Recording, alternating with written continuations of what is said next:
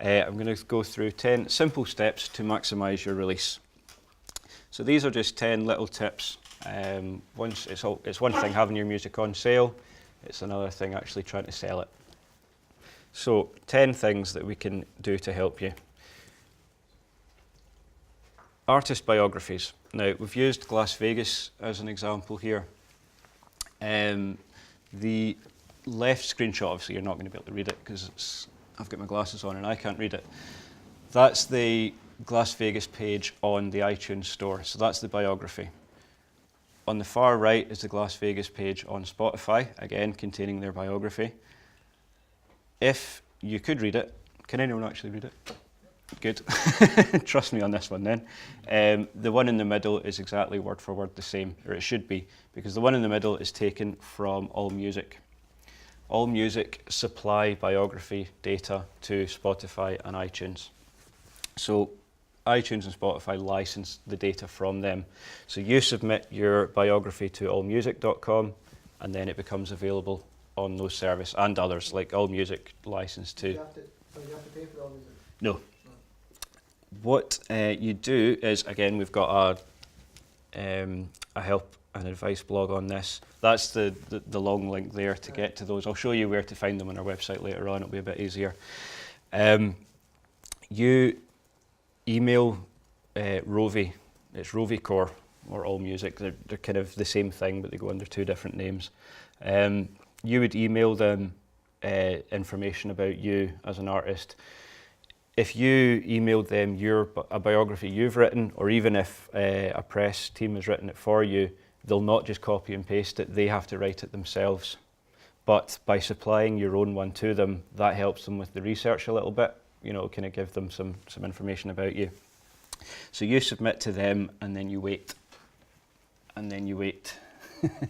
They do have their own priority, which is based on, in their own words, current popularity, historical or artistic importance, and the needs of our data licensees.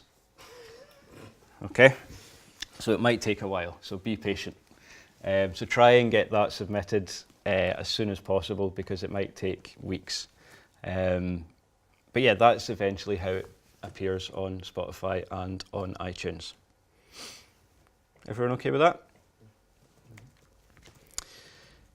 Artist verification on Spotify. Sorry, had anyone actually released anything on Spotify when we were talking earlier on? Okay. Yeah, perfect. So you'll again, we've used Las Vegas. We're kind of trying to be consistent throughout. You'll probably recognise that wee snippet, that wee screenshot there. You'll get the artist image in the circle, and then the wee blue tick that I've kind of highlighted. That means it's a verified profile. Once your artist page, so the first time you put a release up on Spotify, you'll have an artist page created. It's kind of also called your discography, so it's just a list of all your releases. If you have got your biog through allmusic.com, it'll pull that in. There are other things it'll do automatically, like Songkick. I'll explain that in a minute. Once your artist page, once your discography has got 250 followers, you can apply for a verified profile. And what that does is that it links your own user account on Spotify, the account that you use to listen to music, it links that with your artist page, your discography. So you can have an artist user account on Spotify that you can then use to listen to music and create playlists. Okay, does everyone create playlists? Yep. So you know that playlists can get followers.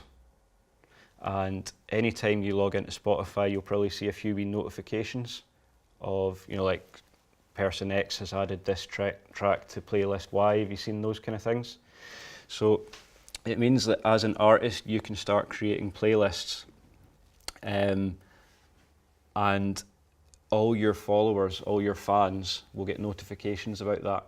So it's just a good way of interacting with your fans, and they can see what you've been listening to, and so make sure you sign into your own personal one differently when you're wanting to listen to your guilty pleasures, not your band's one. So yeah, in turn, creating playlists and you can recommend music, and that can build even more followers.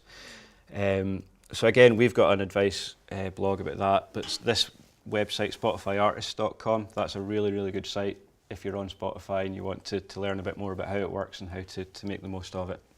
Spotifyartist.com/guides. Yeah, I started that off by saying once you've had 250 followers, how do you get 250 followers? You can integrate the Spotify follow button onto your website, for example. So people come onto your artist website and they see the green follow button and they know that that means if I click this, I will follow them on Spotify. And that's just one way of building them up. Also, you can use social media to try and get people to follow you. So yeah, I know that kind of started off as just you need 250 followers. Okay, how the hell do we do that? One of the best ways to do that is put it on your site. Make sure you try and get people to listen to you on Spotify. Everyone okay with that? Okay, in-store features.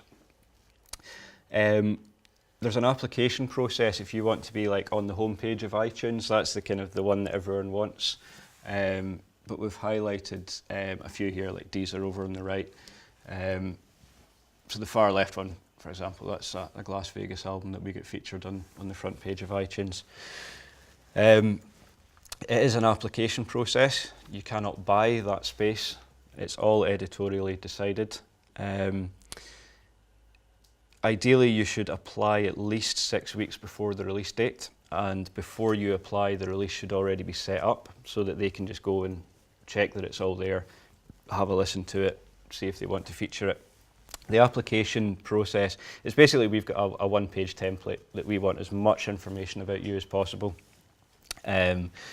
You know, like what your tour plans are around the release, if you've got any press coverage, any radio coverage, any big shows, you know, just as much information, even like who the team behind is, like if you've got a PR company or a plugger who's working on the release, as much information as possible to try and persuade a store to feature you. It's very, very competitive.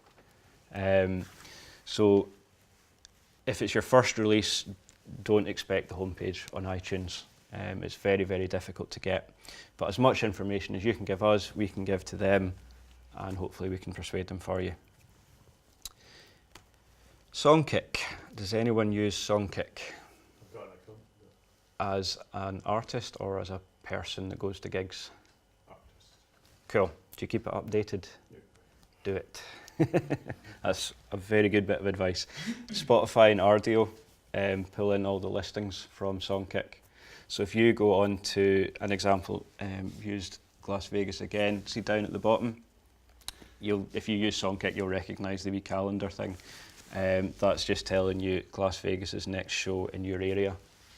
So it's really important that as an artist, you put your submit your listings to Songkick, so that people that come across your page on Ardio and Spotify know when you're going to be playing live.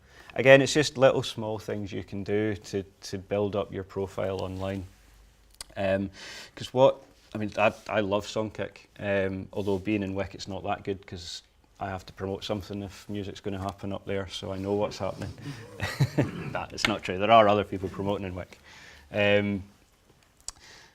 Songkick will scan your music library, like it'll look up your Spotify playlist, it'll look up what you've downloaded from iTunes, and it'll tell you, and you can get the information emailed to you. It'll tell you when your favourite artists are playing near you, and it is fantastic.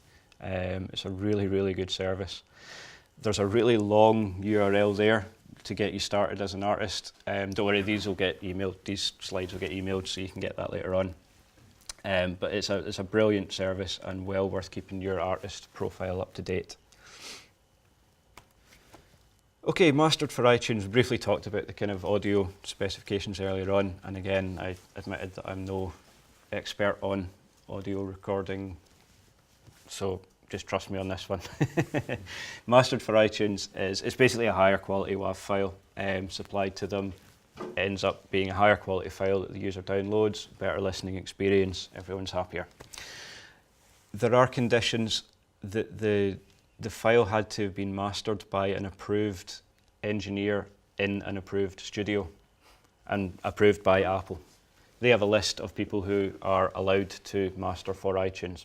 So what would happen is you would supply us, if you wanted to to have the Master for iTunes button applied to your release, you would give us 2 copies of the file, one in the standard spec that I showed you earlier on, and one in the slightly higher Master for iTunes spec.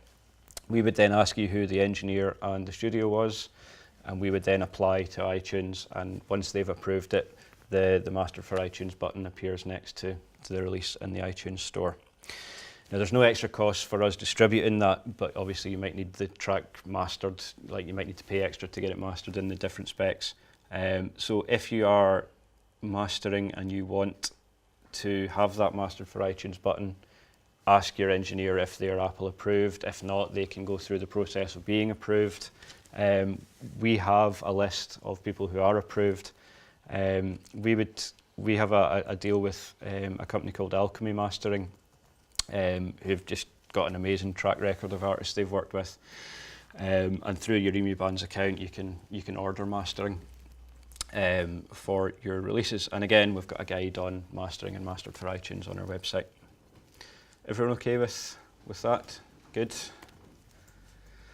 Okay, mixed media bundles. This was at the very, very start of the Add Album page, if anyone can remember. The first box was what type of release it was. You could have audio, video, or mixed media. Again, the the graphic's pretty small, so you might not see it, but down at the bottom, there are 2 extra tracks on that album. One is a video and one is a digital booklet. So those are 2 just little extra things you can do to make your album better on the iTunes store. The digital booklet, again, like the artwork, there are lots of things you can and can't do. Like you can't have the social media profiles again.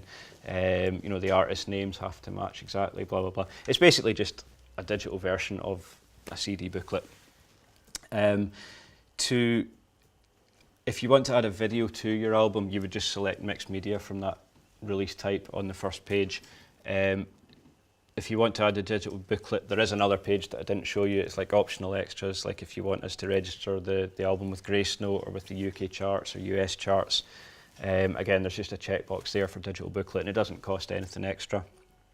And again, we've got a guide on how to prepare them and what the technical specifications are. Okay, playlisting. There's a few different things you can do with playlisting to try and generate more streams and more interest. The first one's an example that's more applicable to brands. Does anyone here like put on gigs or put on events? Okay. The example we've used there is Wicker Man. Normally, when you create a playlist on Spotify, the artwork associated with that playlist would just be like a collage of 4 different album artworks. You've seen that? Okay, you'll notice on this one, it's Wicker Man's logo. That's because this is a branded playlist where you can submit your own logo, so it looks better. You can also, there's a bit of text and a URL underneath the header Wicker Man Festival 2014. So that text is just a little bit about the festival and then a link to their website. So if you're kind of putting on events and you want to use playlists to promote those events, that's just a good wee way of getting some extra publicity for it. One thing that's fairly new is artist radio playlists. Well, artist playlists are nothing new.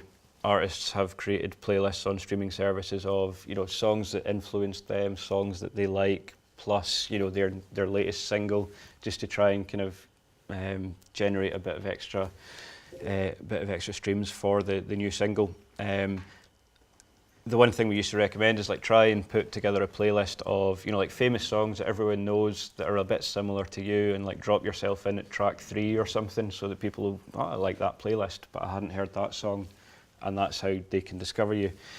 What people have started doing now, which is a fantastic idea, is artists will create radio shows on Spotify, and all you need to do is the little clip of you chatting in between tracks. You just upload that as an album to Spotify. You need to put a slightly different artist name so it doesn't appear on your artist profile. Like if your artist name is Ali Gray, you would just put Ali Gray Radio as the artist name so it doesn't appear on that discography. And then once you've got those little clips of chat, you then just go and create a playlist. You grab in the song that you want, and then you put in the chat, and then you grab the next song, and then the second chat, and you just build this kind of radio show through a Spotify playlist. It's still being listened to as a track list of an album. Yeah. Well, the problem is the shuffle button. Of course, That kind of puts it all out of sync. But the idea is it kind of just gives you that little bit more communication with your followers and with your fans. Because remember, if you've verified your Spotify profile, all your followers will get a notification when you create a new playlist. So they'll see, you know, like you have added a new radio show, and hopefully they'll go on and listen to it. I mean, Frightened Rabbit have always been really good with playlists. Like when they're out on tour, they'll create a playlist of, you know, this is what we're listening to on the tour bus, that kind of thing. And this sort of artist radio playlist is really the next step in that kind of process. So yeah, it's just a great wee way of interacting with followers. You know, if you've got a new single as well, obviously your followers will automatically know when new material is added if you release a new single. But it's an extra wee way of, you know, like, oh, this influence, as long as like you don't release blurred lines and say, oh, this Marvin Gaye song influenced us, and then you end up in court. As long as you don't do that, you should be fine. Tastemaker playlists, that's another way of, there are various people on Spotify with lots and lots and lots of followers. And if you can get on one of their playlists, you can generate a lot of plays and a lot of money. I can't give you exact figures, but there was one, we had an artist who had a track added to a Spotify playlist called Your Morning Coffee, and generated a lot of money off the back of that. And again, SpotifyArtist.com has got a really good guide on playlisting and tips that was actually written by someone from playlists.net, which is another, if you've created Spotify playlists, you should be submitting them to playlists.net. But I'd recommend reading that Spotify guide. Okay, pre-order strategies. So again, when we were adding the album, we had the release date, and we also had the pre-order start date. So the pre-order start date is when you want people to start being able to buy it, not necessarily download it. The traditional kind of approach for pre-orders was that it would build up sales, so that on release date, all those sales would count in that week's chart figure. So it was a good way of kind of getting a higher chart entry.